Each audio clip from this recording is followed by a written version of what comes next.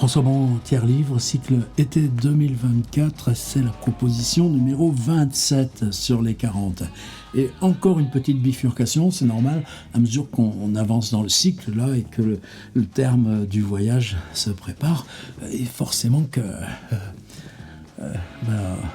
on rajoute un peu du poids dans ces bifurcations et qu'il s'agit là maintenant de travailler dans l'intérieur du cycle l'après qui sera ensemble, non, l'après où vous serez avec votre écriture et vos projets. Alors hier, Manganelli, bruits ou voix, parce qu'on était sur un bref passage sur la question des sensations hors visuel et cette prédominance du visuel dans l'écriture. On est parti dans l'olfactif avec Ryoko Sekiguchi, on est revenu donc au sonore avec bruits ou voix, et je ne parle pas de Manganelli, vous reportez à la proposition 26 pour la brève présentation, très brève, trop brève que j'en ai faite. Quelqu'un qui est beaucoup plus respecté, connu, on s'en fiche, mais lu, ça on s'en fiche pas, y compris dans la seule disponibilité des livres partout ailleurs en Europe et en Italie bien sûr qu'en France. Un livre de légende, Century, Century écrit en 1979, publié en France avec en même temps que Bruits ou voix chez Bourgois dans cette si élégante collection. Le mien il est un peu flingué, mais c'est parce que je viens de le scanner. Oh là là, c'est toujours une hésitation de dire est-ce que je scanne le livre et après il va rester un petit peu malade, mais ça y est, je l'ai, le fichier, et je vous incite bien sûr à télécharger ce fichier. Et d'ailleurs là je ne vais pas faire d'extrait, ce que je vais vous proposer, j'y vais tout de suite, ça s'appelle Century parce que ce livre est fait de 100 textes de 2 pages, en moyenne 2500 caractères, c'est quelquefois un tout petit peu plus long mais jamais au-delà de la double page. En tout cas c'est le parti pris moi que j'ai utilisé là dans ma propre mise en page, et d'aller vous balader et de voir sur ces 100 textes brefs les débuts, par exemple. Un homme vêtu de gris, et plus loin, un homme vêtu de clair. Quelquefois, un homme, une femme, mais quelquefois aussi des fantômes, quelquefois aussi la ville elle-même, quelquefois aussi des animaux. Et même des dragons, ça joue un petit peu, il y a même des fées tout d'un coup qui viennent, mais l'homme pensif et inutilement mélancolique, et puis quelquefois rien, ni l'un ni l'autre. Vous voyez, 40. Entre les dernières heures du dimanche finissant et les premières du lundi naissant, il commence par organiser sa semaine juste un il. 24. L'homme aux moustaches noires soigneusement taillées est vêtu d'un... quelquefois, c'est quoi? Quelqu'un là entre et fait une course. Ah oui, je me souviens, il entre dans une épicerie pour s'acheter une lotion d'après rasage. Pensez à quand vous êtes dans le TGV Tours Paris et qu'il y a quelqu'un à côté de vous qui va travailler dans un bureau et qui a mis une lotion après rasage. Voilà, moi je change de place. Il sort et la phrase est là toute simple: on a volé l'univers. Alors Century, donc chez Christian Bourgois en 1994, c'est la version que j'ai scannée, très belle traduction d'un de nos meilleurs, mais Philippe Diméo aussi pour Bruits ou voix, mais Jean-Baptiste Parra qui a fait un travail tellement gigantesque de traduction, donc toute confiance là, dans ce qu'a fait Jean-Baptiste, mais il y a déjà plus de 30 ans. Le livre est indisponible, même chez les bouquinistes maintenant, enfin sur les plateformes d'occasion, ça devient très difficile d'en trouver un de cette édition légendaire de Bourgois. Je le disais pour Bruits ou voix, c'est à se cogner la tête contre des murs. Alors pour Century, par contre, on a une chance énorme, c'est les éditions 100 pages, super belle collection. Il s'agit d'un travail graphique.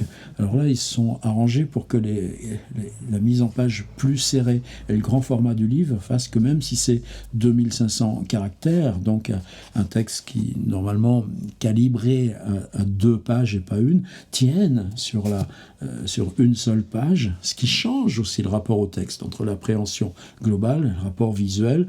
Vous voyez, c'est pas justifié, c'est juste indenté à gauche avec une grosse lettrine, et puis sur la page opposée, donc ça c'est en belle page, vous avez juste une espèce d'incrément, c'est-à-dire on a ici 1, 2, 3, 4, 5, et là, c'est le texte 63.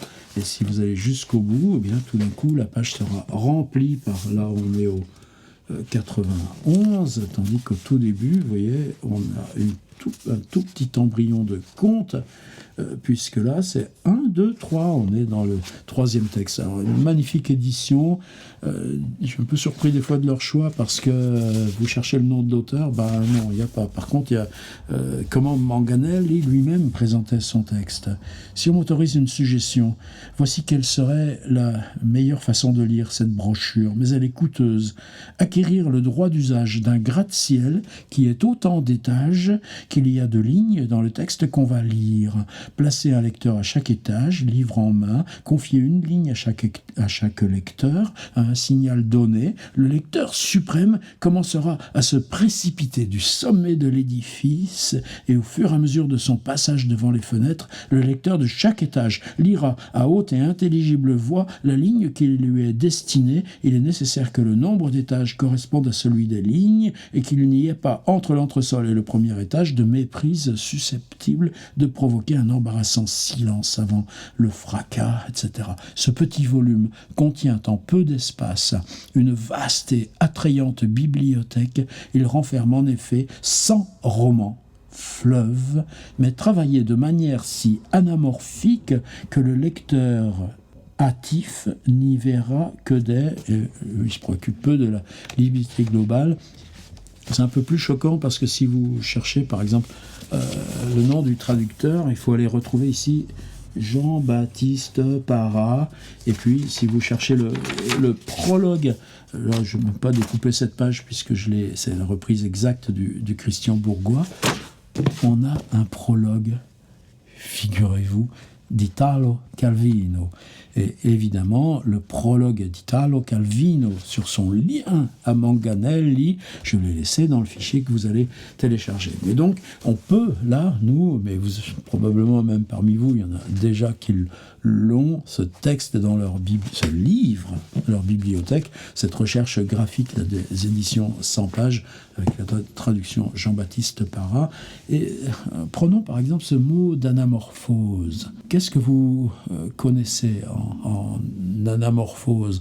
La première vraie que j'ai vue, mais à Rome il y en a beaucoup, et donc après j'en ai vu d'autres, mais juste à côté de la Villa Médicis, là, en haut des escaliers de la place d'Espagne, Via Trinita dei Monti, c'est le couloir d'un couvent qui est vraiment jointif là, de la villa, et c'est un couloir donc avec une fresque qui fait 12 mètres, et quand vous entrez, l'image vous apparaît comme de face.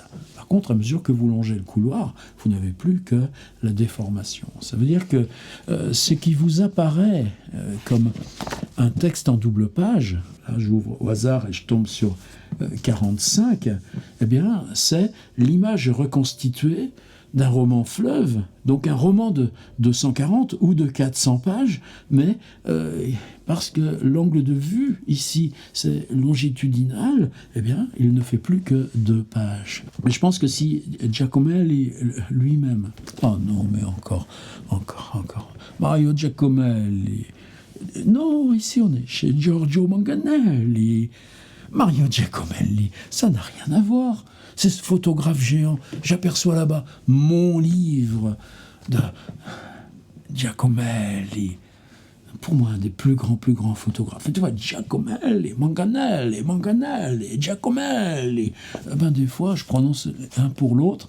Et même, quelquefois, je ne trouve pas ça si gênant de confondre ou de rassembler dans le même individu Giorgio Manganelli. Et puis, de l'autre côté, Giacomelli. Allez, mais nous, là, on parle bien de Manganelli. Et donc, ce que je disais, c'est que si Manganelli lui-même nous propose l'anamorphose comme clé de lecture, prenons-le au sérieux. C'est-à-dire que là, ce sur quoi on va travailler, ce qui va être ma consigne, est-ce qu'il s'agit, là, puisqu'on a 100 textes, chacun de 2 pages, de textes qui pourraient être des débuts de romans, romans au sens large. Récits, aventures de langue, en tout cas. C'est pas une question de s'attacher à un cliché ou un archétype du romanesque avec ses beaux imparfaits et ses passés simples et puis ses personnages et ses arcs narratifs et puis son exposition et son dénouement. Non, non. Il y a longtemps qu'on sait que la littérature est ailleurs. De quoi parle Italo Calvino dans son prologue? Il parle par exemple des fictions de Borges, et qui font entre 20 et 24 pages. Donc si on considère que je prends 31 et que j'ai 2 pages, en tout cas mes 2500 caractères, et puis je dis, voici le début d'un roman, et que je vous propose de lire 100 fois l'imaginaire d'un livre. Oui, là ça marche. Sinon, Saint-Tury ne serait pas devenu le livre légendaire, le livre culte, j'allais dire, qu'il est. C'est bien plus souvent des textes qui, en eux-mêmes, deviennent une clôture, enfin, présentent une clôture. Il y a une chute, et la chute n'appelle pas que le texte soit prolongé. Pour certains. Pour d'autres, c'est le contraire. On a vraiment l'impression que ces textes amorcent une suite et que ces textes sont le préambule à un livre qui va venir, mais dont on ne saura rien, puisque nous, ça s'arrête ici. Je pense que si on est familier, par exemple, du journal de Franz Kafka, avec sa tactique de reprendre tous les jours un même thème. Un homme rentre dans sa chambre le soir, après le travail, il y a sa table à écrire, il y a la fenêtre sur rue, il y a un canapé, et là, il se passe quelque chose. Bien, ces histoires de Franz Kafka, quelquefois ça donne le procès, quelquefois ça donne la métamorphose, quelquefois ça s'arrête en 4 lignes. Lui, là, très souvent, j'allais dire, les histoires les plus fortes du point de vue de l'imaginaire sont celles qui deviennent en elles-mêmes, justement, anamorphose. C'est-à-dire, c'est un livre de 400 pages qu'on vous a redonné, comprimé par anamorphose en une simple double page. Ce sont des livres complets. Est-ce qu'il s'agit de résumés, de pitch? Ben non. Si on pensait ça, on se tromperait complètement. On est projeté totalement dans le cœur d'histoire. Et le cœur d'histoire, c'est un cœur de phrases, c'est un battement de langue. Ce battement de langue, c'est le livre de 400 pages, mais arpenté au ras de la phrase. Il n'y a pas de résumé.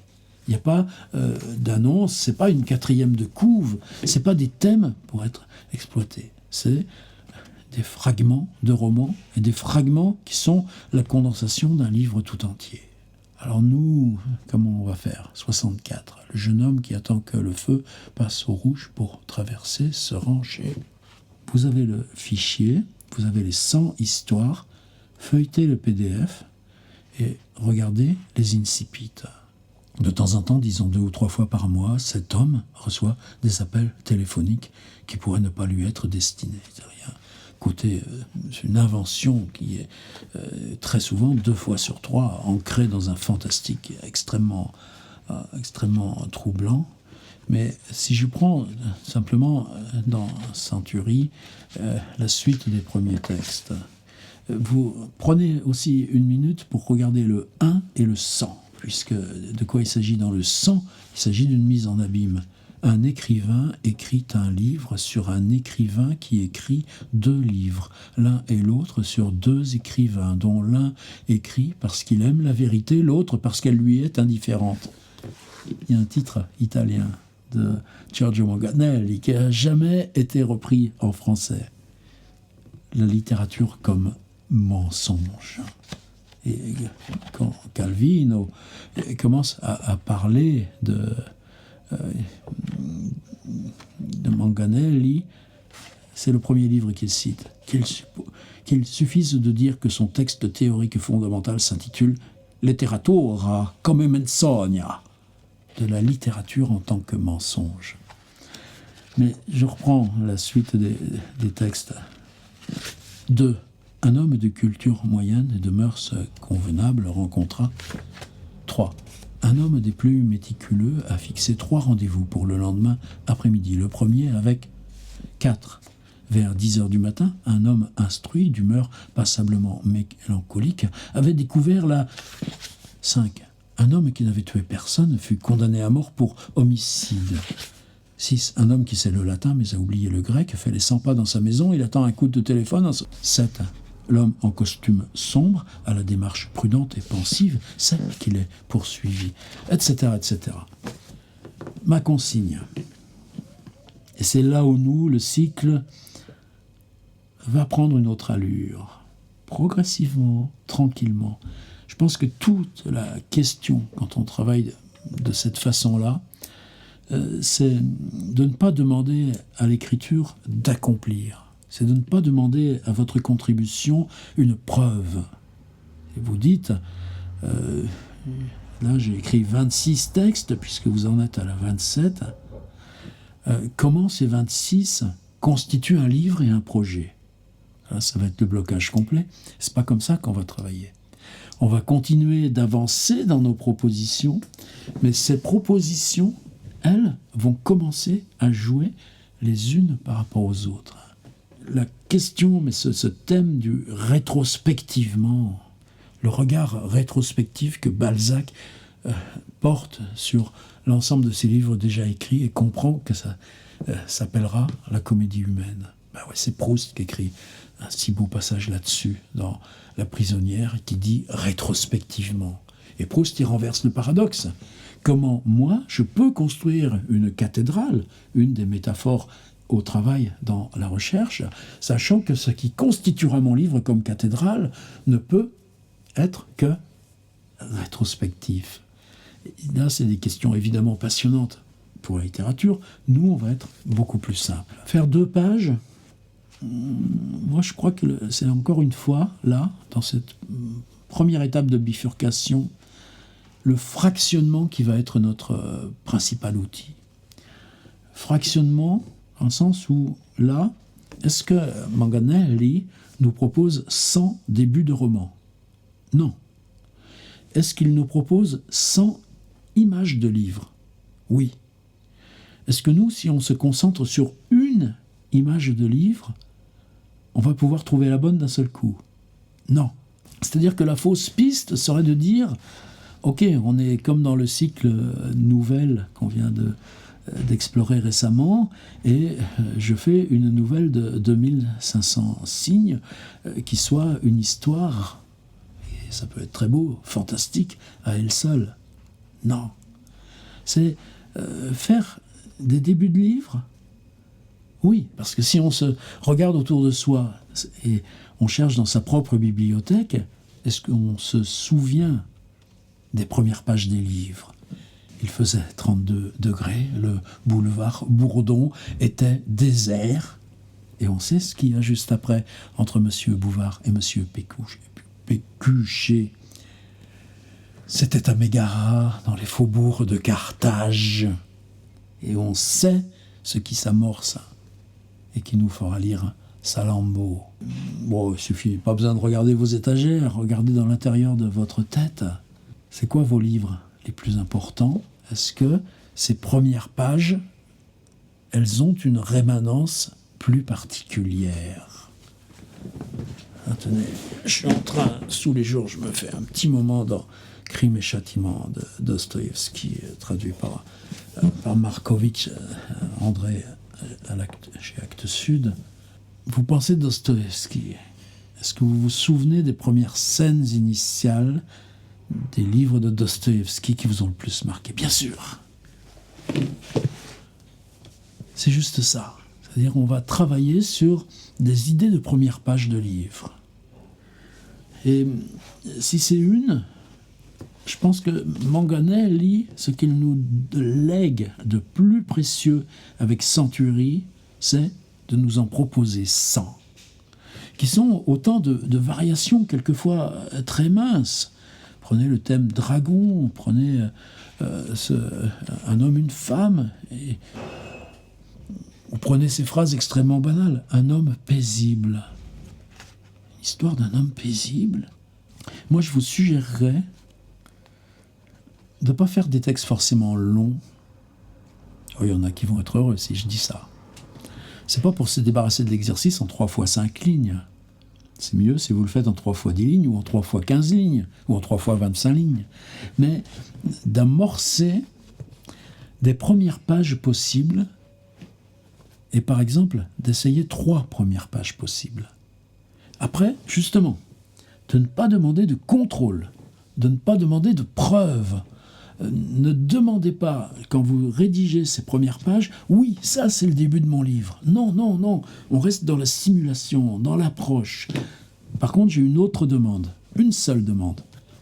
Si vous faites 3 fois un livre imaginaire, un début de livre imaginaire, si vous faites 3 fois les 10 premières lignes d'un livre qui n'existe pas, eh bien nous, la consigne, qui n'est pas là, dans Manganelli, mais si vous avez là son angoisse de style et que vous allez voir comment il parle de Pinocchio ou de Marco Polo, se dire, je fais 3 fois un début de livre en 10 lignes, et vous avez toute l'attitude. Surtout, ne vous laissez pas happer par la tradition du roman. On en a marre du roman. Ça ne vous intéresse pas, le roman. Laissez ça aux rentrées littéraires et à tout ce bazar aux marquises qui sortent à 5 heures. Surtout pas. Je voudrais juste vous demander, et avec insistance, que chacun de ces 3 débuts imaginaires de livres, ou que ces 3 débuts de livres qui n'existeront pas plus loin, puissent être accroché, et vous pouvez mettre une petite note à la fin, à une de vos 25 contributions. Pas plus. 10 lignes sur un livre imaginaire, mais ensuite on pourrait aller lire le texte, celui-ci, parmi vos 25 contributions existantes, plus le prologue. Ce début du livre, il prendrait une autre consistance. Il s'agit de quoi? Il s'agit d'apprendre à penser en marche arrière. Je peux même essayer de le faire. Si j'écris, je vais dans ce sens-là. Imaginez que j'écrive « C'était à Mégara, faubourg de Carthage », mais que je l'écrive en marche arrière. Je plaisante? Oui, puisque là, ça y est, elle est finie, ma consigne. 3 débuts de livre, 10 lignes suffisent. Prendre le temps de se balader dans Century et comprendre où et comment Manganelli travaille et pourquoi il a fait cette performance.